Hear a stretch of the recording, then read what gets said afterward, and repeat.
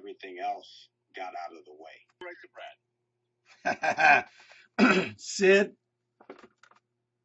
I don't even, I've been trying to tell people how to get to planet Brad, and I think you just gave us the map. You have to go to sleep. It's in the dream world. I'm stuck there. That is my real world.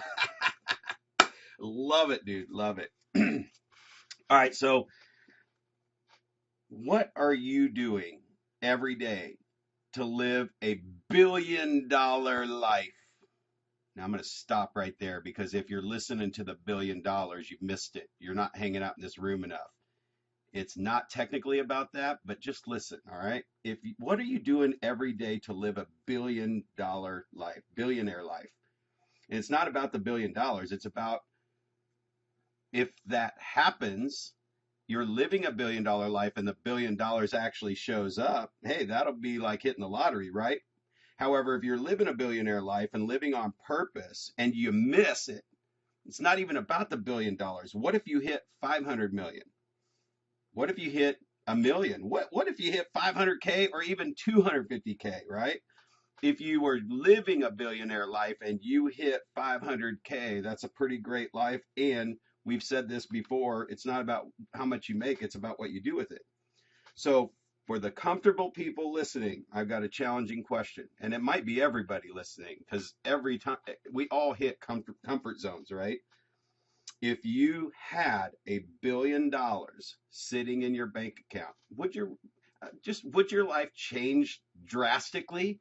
Like, would you literally blow it all every day and become a snob, or would you do something great with it? Because if you had $1 billion sitting in the bank and someone you love, someone you adore, someone you admire, I'll tell you what, if someone in this room, well, I don't want to put that on anybody. Just leave it there, right? We're not putting this on anyone. Had a rare disease that the antidote is deep, deep, deep in the Amazon jungle.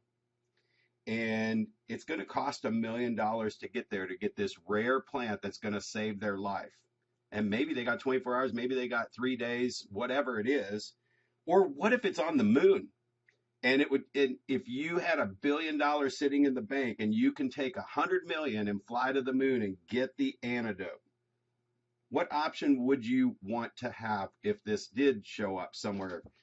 Would you want to have to start a fundraising campaign, round up a bunch of people to do a big auction, try and raise as much money as possible? I mean, today you can do a GoFundMe, but you got to get the message out, right? You got to do all this work to raise this money while your admirer, your loved one, is in pain every single day. Or would you just want to write the check, hop on a freaking rocket, fly out there and get it at the moon, bring it back and get them out of pain as quickly as possible? So it's not really about the money. It's what you do with it. And if you have it, you can do it like instantly. So that's what I hope you take away from this more than the $1 billion. Man, if the $1 billion falls in my lap, great. I'm not going to change a whole lot from who I am. But if it doesn't, that's fine too. But I'm going to have more than I would have had if I don't live the $1 billion life. Whoa. So I am where I am. If I live $1 billion and hit somewhere in the middle, I'm better than I was before I lived a billionaire life. So anyway, that's what I'm going to put on the table today. Love it, Brad. Delicious. Listen, the reality is this, and you hit on it. First of all, most cures are in the middle of the Amazon jungle. But that's a whole nother conversation. And it is what you do with the money